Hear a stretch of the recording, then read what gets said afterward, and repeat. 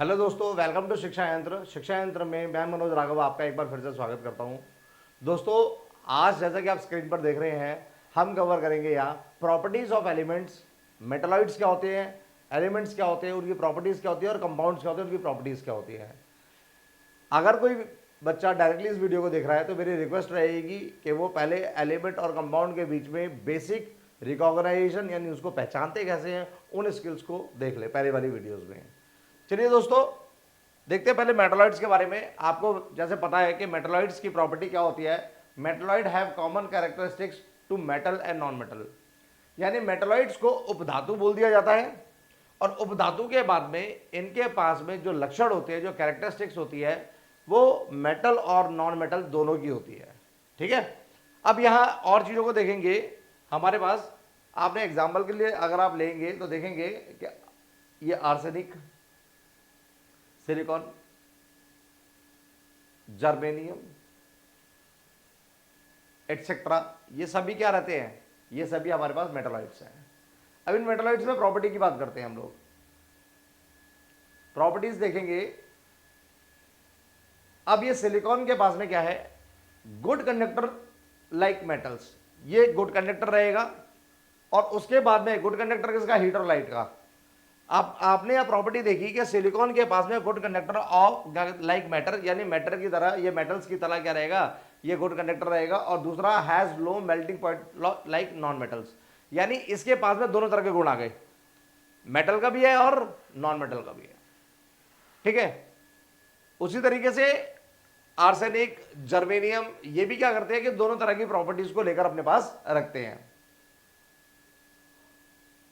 देखेंगे तो लिखा हुआ है इसीलिए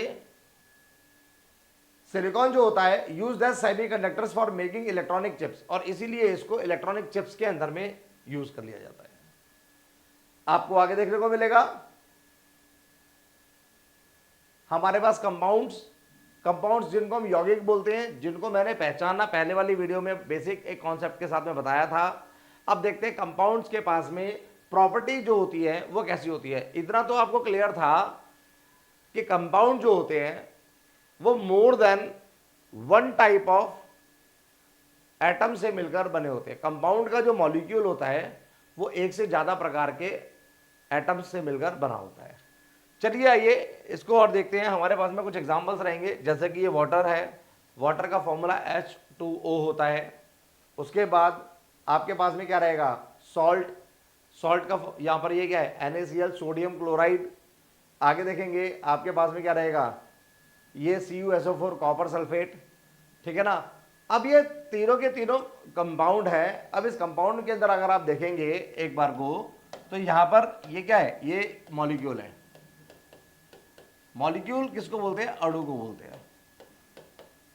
इस H2O के अंदर में H भी आया हुआ है और O भी आया हुआ है। ये क्या है, एटम है। ये एटम है और ये भी क्या है, एटम है। और ये दोनों जो एटम है ये एक अलग एलिमेंट का है। अगर मैं इसको एलिमेंट 1 बोल दूं तो ये अलग एलिमेंट का है, एलिमेंट 2 का है। तो यानी ये जो मॉलिक्यूल है उसके अंदर में एलिमेंट कितने आ गए, 2 से ज्यादा प्रकार के आ गए। तो जब कभी भी क्या होता है कि एक मॉलिक्यूल के अंदर, ये भी क्या है, मॉलिक्यूल है, मॉलिक्यूल यानी अणु है, और इसके अंदर भी एटम्स आ रहे हैं। किस किस का, एक Na आया, एक Cl आया। ये क्या है, एलिमेंट 1 है, और ये क्या है, एलिमेंट 2 का एटम है। तो जब कभी भी बनते हैं ये अब हमारे कंपाउंड, तो कंपाउंड को बनाते समय क्या होता है, कंपाउंड को बनाते समय हमें याद रखना है कि वो उनके जो मॉलिक्यूल्स हैं वो एक या एक से ज्यादा प्रकार के एटम से बने होते हैं, जो कि डिफरेंट एलिमेंट्स के होते हैं। अब आगे इंफॉर्मेशन हमें और क्या मिलती है आप देखेंगे। तो H2O के साथ में सिनेरियो ये रहता है, a compound is the substance. अब यहां परिभाषा देखते हैं और परिभाषा के साथ में इसको समझने की कोशिश करते हैं।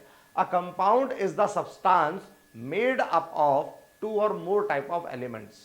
ये भी क्लियर हो गया हमें।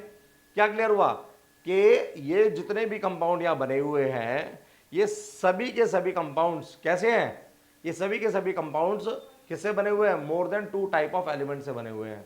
आप हाइड्रोजन को उठा लीजिए, हाइड्रोजन के अंदर में हाइड्रोजन एक कंपाउंड, सॉरी ये वाटर एक कंपाउंड हो गया, और वाटर कंपाउंड के अंदर में अगर आप देखेंगे तो हाइड्रोजन और ऑक्सीजन दो तरह के एलिमेंट हमारे लग रहे हैं। अगर आप NaCl को देखेंगे, सॉल्ट को देखेंगे, तो सॉल्ट के अंदर में भी क्या है, सोडियम और क्लोरीन नाम के दो एलिमेंट हैं और दोनों मिलकर सोडियम क्लोराइड बना रहे हैं। अगर आप यहाँ कॉपर सल्फेट को देखेंगे तो इस कॉपर सल्फेट के साथ में, इस वाले के साथ में यहाँ पर भी क्या हो रहा है कि कॉपर सल्फेट में भी कॉपर यानी जो Cu है और Cu के बाद में सल्फेट, ये SO4 जो है, ये सल्फर S और O यानी ये तीन एलिमेंट्स में मिलकर बना हुआ है। तो इससे क्लियर हो गया कि कंपाउंड का जो मॉलिक्यूल बनता है वो एलिमेंट को कंबाइंड करके, एलिमेंट के एटम्स को कंबाइंड करके बनता है। और एक चीज और बोली है इन अ फिक्स प्रोपोर्शन। ये फिक्स प्रोपोर्शन वाला कॉन्सेप्ट जो है वो मैं चाहूंगा कि थोड़ा सा डिले करके हम चैप्टर 4 में पढ़े तो मजा आएगा। इट कैन बी फर्दर सब divided into simpler substance only by chemical means. आपको इस चीज का भी खास ध्यान रखना है, कंपाउंड बना एटम से बना, कंपाउंड का मॉलिक्यूल एटम से बना, एटम्स जो थे वो अलग अलग एलिमेंटों के थे, वो फिक्स रेशो में मिल जाते हैं। कैसे मिलते हैं? केमिकली मिलते हैं। अगर इनको हम तोड़ना चाहें, यानी मैं H2O से H और O को वापस लेना चाहूं तो मैं कैसे लूंगा? इनको मुझे केमिकल रिएक्शंस के थ्रू आउट तोड़ना पड़ेगा। ये जुड़े भी केमिकली है, ये टूटेंगे भी केमिकली। ठीक है, चलिए आइए आगे और चीजों को देखते हैं। ये केमिकली कंबाइंड होते हैं। Element of compounds are bonded with imaginary force of attraction. लिखा हुआ है कि ये इमेजिनरी फोर्स ऑफ अट्रैक्शन के साथ में बाउंडेड होते हैं, तो उनको तोड़ने के लिए भी केमिकल मेथड्स की ही हमें जरूरत पड़ती है। चलिए आगे, केमिकल मीन्स यानी with the help of some chemical reactions, ये मैं क्लियर कर चुका हूं आपको। आगे देखेंगे हम लोग, आप एलिमेंट और कंपाउंड्स के बारे में जानने के बाद अब कंपाउंड्स की प्रॉपर्टी जान लेते हैं कि कंपाउंड के पास गुण क्या क्या होते हैं यौगिक के पास। कंपाउंड कैन बी फर्दर सब divided into simpler substances only by chemical means, ये भी हमें क्लियर है कि कंपाउंड को अगर आप आगे छोटे छोटे हिस्सों में बांटोगे तो बांट सकते हो into simpler substances only by chemical means, यानी केमिकल रिएक्शंस करोगे तभी ये बट पाएंगे। Compound can be represented by using molecular formula, यानी कंपाउंड जब कभी भी दिखाया जाता है, अगर मैं कभी भी ऐसे लिखता हूं H2O, तो ये H2O जो मैंने लिखा है ये क्या है? मॉलिक्यूलर फॉर्मूला है, वो लिखा हुआ भी है। अगर मैंने CO2 लिखा है तो ये भी क्या है? एक मॉलिक्यूल का फॉर्मूला है। अगर मैंने H2SO4 भी लिखा है तो ये भी क्या है? मॉलिक्यूलर फॉर्मूला है। किसी भी कंपाउंड को रिप्रेजेंट करने के लिए हमें क्या चाहिए होता है? मॉलिक्यूलर फॉर्मूला चाहिए होता है। कंपाउंड कभी भी एक एलिमेंट या एक एटम से रिप्रेजेंट करना मुश्किल काम होता है। चलिए आइए आगे देखते हैं।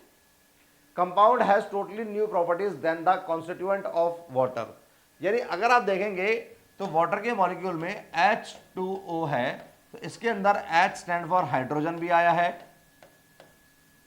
और O स्टैंड फॉर ऑक्सीजन भी आया है। तो हाइड्रोजन और ऑक्सीजन दोनों आए हैं, तो आपको ध्यान क्या रखना है कि ये इसके कॉन्स्टिट्यूएंट है, यानी इनसे मिलकर क्या बना हुआ है? कंपाउंड यानी H2O बना हुआ है। तो ये H2O की जो प्रॉपर्टी है, इसके पास जो हाइड्रोजन और ऑक्सीजन के पास जो प्रॉपर्टी होती है उनसे बिल्कुल डिफरेंट प्रॉपर्टी होती है, यानी नई प्रॉपर्टीज होती हैं। मैं ये नहीं कह रहा कि इनका टेक्सचर यानी इनसे रिलेटेड कुछ चीजें नहीं होगी, इंफॉर्मेशन इनसे रिलेटेड ही होगी, पर वो अपने आप में अनोखी होगी। ठीक है ना? इनकी इंफॉर्मेशन जो थी, हाइड्रोजन के पास जो इंफॉर्मेशन है वो तो इसके पास मिलेगी मिलेगी, ऑक्सीजन के पास जो इंफॉर्मेशन है वो तो इसके पास मिलेगी मिलेगी। ये अपने आप की नई इंफॉर्मेशन है, नई प्रॉपर्टीज और बना लेता है। ठीक है, ये भी आपने याद रखना है। चलिए तीनों पॉइंट्स आपको समझ में आए, अब आगे देखते हैं। और हमारे पास H2 गैस इज कम्बस्टेबल, जैसे कि H2 जो होती है वो कम्बस्टेबल होती है, दिखाया गया यहाँ बताया। O2 सपोर्ट्स कम्बस्शन, और O2 क्या करती है? सपोर्ट करती है कम्बस्शन यानी जलने में। बट वाटर एक्सटिंग्विशेस फायर, पर पानी क्या करता है? बुझा देता है आग। अब आग को बुझा दिया, अब आप देख रहे हैं ना, मिला था हाइड्रोजन और ऑक्सीजन से, दोनों जलने में मदद कर रही थी, पानी बना और पानी ने आग को बुझाने में सहायता की। तो क्या हुआ? प्रॉपर्टीज बिल्कुल क्या हो गई? डिफरेंट हो गई, नहीं हो गई? नई प्रॉपर्टी। यानी इस एग्जांपल के थ्रू मैं आपको यह बताने की कोशिश कर रहा हूं कि कंपाउंड के पास में अपनी नई प्रॉपर्टियां भी बन जाती हैं। ठीक है,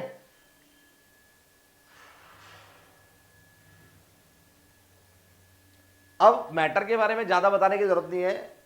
उम्मीद करूंगा कि आप इतना ही क्लोज करें इसको, टॉपिक को। मैं नेक्स्ट वीडियो के अंदर में मिक्सचर्स को लेकर फिर से आऊंगा। और मिक्सर्स कितने टाइप के होंगे, मिक्सर्स को कैसे डिफाइन किया जाएगा, ठीक है ना, उनकी प्रॉपर्टीज को आइडेंटिफाई कैसे किया जाएगा, वो मैं नेक्स्ट वीडियो में आपको बताता हूँ। तब तक के लिए कीप लर्निंग, कीप प्रैक्टिसिंग।